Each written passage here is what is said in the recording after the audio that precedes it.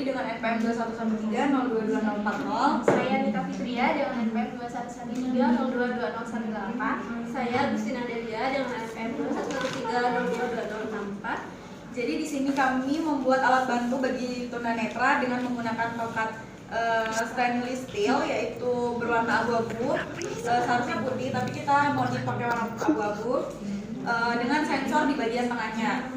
Tongkat ini berfungsi sebagai petunjuk jarak dan untuk mempermudah aktivitas sehari-hari serta sebagai pengganti mata bagi tunanetra.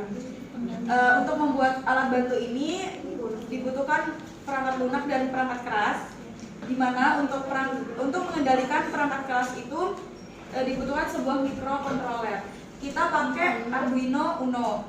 Terus jadi sebuah komponen elektronik yang dapat bekerja sesuai dengan program yang diisikan ke dalam memorinya, codingan gitu, seperti layaknya sebuah komputer yang sangat sederhana. Oke, untuk alat dan bahannya bisa dikurangi keterangan, terlalu terang. Oh ya udah, silau jadi ini. Ya, yang pertama ada bahannya itu ada Arduino Uno, yang mana sebuah board microcontroller yang didasarkan pada microcontroller ATmega 328. Arduino Uno mempunyai 14 pin digital input atau output.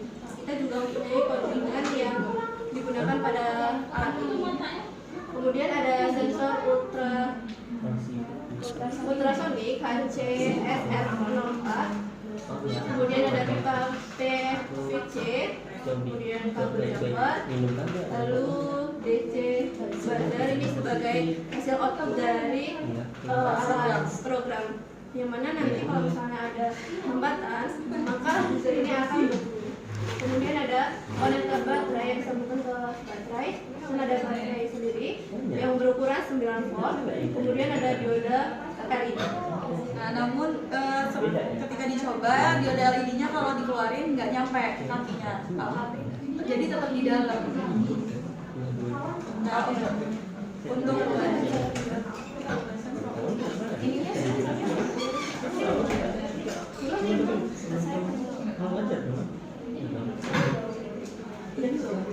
Ya, prinsip kerja dari sensor ultrasonik ini menggunakan pantulan gelombang untuk mengetahui jarak benda yang ada di dalam frekuensinya, yang mana sensor menggunakan sonar untuk menentukan jarak terhadap suatu objek.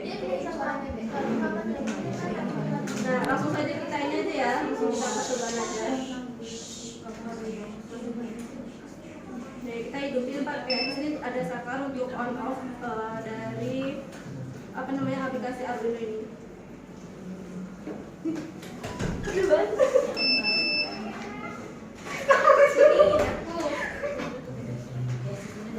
Gimana sih? Kalau semisal ada benda di depan gitu ya, ada tembok atau apa? kamu mau jalan ke sana dari sana. Ke sini ya? Iya, ke sana dari kamera. Mau ke pintu sana, mau ke pintu.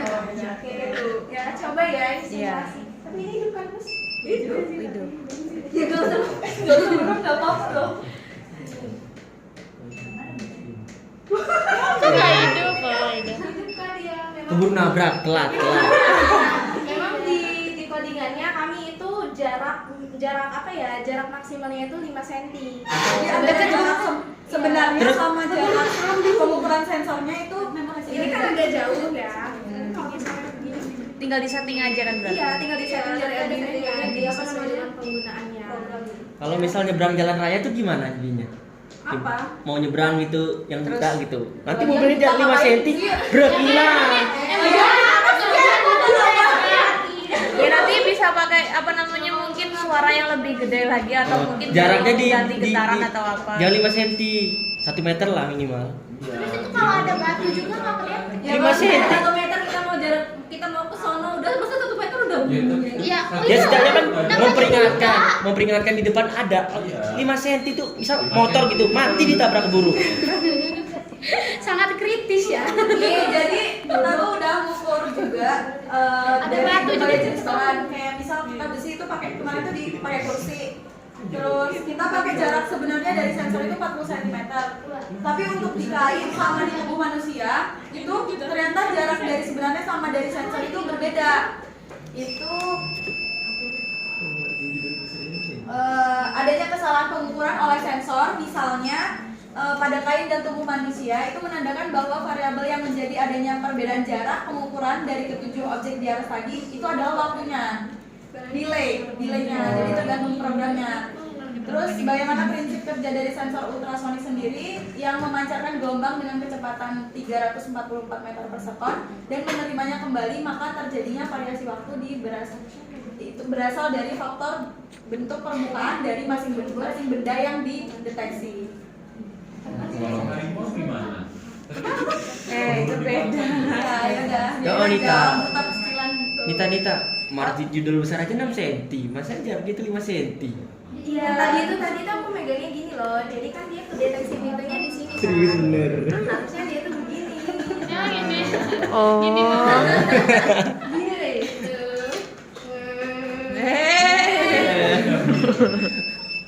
Oh iya mau nanya. Ayam buta lari. Mau nanya. Tadi kan Ya, katanya kan ini 2 busa dipasang. loh ya. Tadi kan dipasangin LED juga ya. Ya. Nah itu fungsi LED-nya untuk apa? Sebenarnya LED-nya tuh niatnya Dapat kalau misalnya itu emang begini. apa mau ditaruh di luar kayak mau ditaruh Sebenarnya iya, ada kalau ditolongin tapi ini nggak nyampe kan. kaki-kaki LED-nya nggak nyampe. Jadi ketika basernya bunyi, LED-nya juga hidup. Nah tadinya kan di sana Harusnya LED-nya Apa tuh di atas? Pikir payung ya? Iya tadinya tuh bisa juga buat nenek-nenek kan biasanya penglihatannya udah kabur gitu loh. Itu sensornya di depan aja, jadi yang kanan kiri juga kedetek dia. Iya. Ayo. Enggak, kan Siapa tahu diserempet. jalannya gini kan. Kalau dari belakang gimana? harusnya dia di kacamata. Harusnya dipakai kacamatanya. Kalau itu project optika saya, sensornya ada 3 kanan kiri sama depan. Jadi kabel semua kacamata. Kan di jalannya mau ke depan. Masih itu belum presentasi. Kalau berarti gini-gini. Kalian sampai begini. Ada Udah? Capek. Gimana? Apakah ada pertanyaan lagi? Kan kalau Kadang-kadang gini. orang buta kan gini nggak sih? Iya. Ke kanan kiri. Iya, kalau dia mau ke kanan ya geser aja Kak, ke kanan gitu. Iya. Gitu. Kamu gue merem-merem ya. Seharusnya dikasih loh sensor suara. Ya ini Jadi balik itu Enggak, kan ada batu di depan. Gitu. ya ntar lu yang ngomong ya. ngomong aja sendiri oleh. Gue bilang ada batu.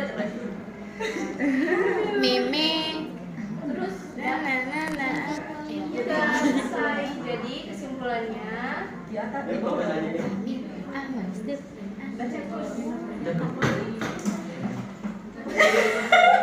ya.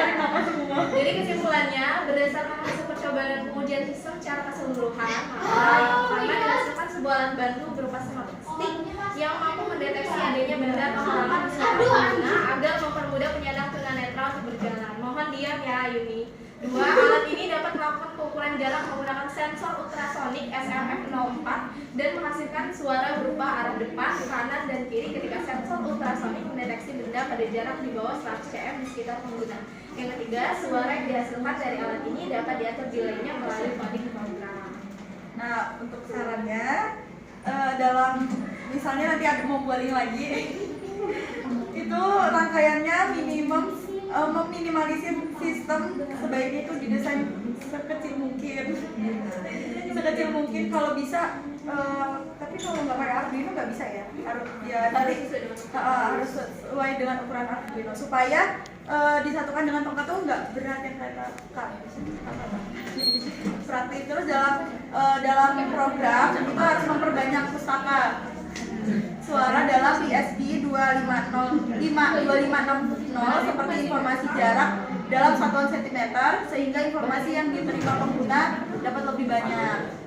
Terus sensor ultrasonik yang digunakan sebaiknya menggunakan sensor ultrasonik pink parallax, nanti stalking aja di Oh iya, ya udah bilang. Google.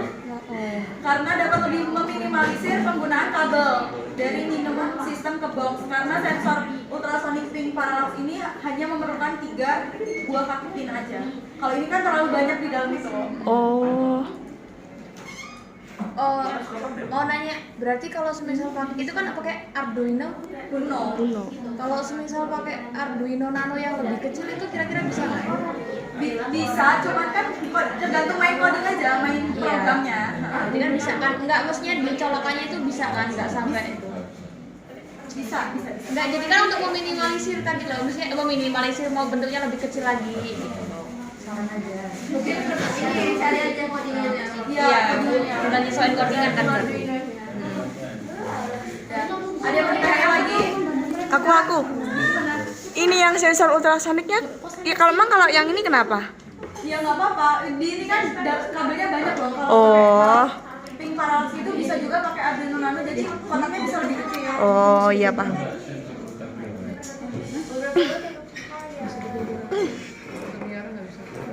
Dia di luar ruangan langsung bunyi. Pakai inframerah juga bisa. Iya. Infrared. Ya, infrared. Infrared. Iya. Cukup. Alur kerjanya nanti baca sendiri lah, diusaha manual, nanti kita bagikan. Ya. Ya, sekian dari kelompok kami, kurang lebihnya mohon maaf. Kami akhiri. Wassalamualaikum warahmatullahi wabarakatuh. Waalaikumsalam warahmatullahi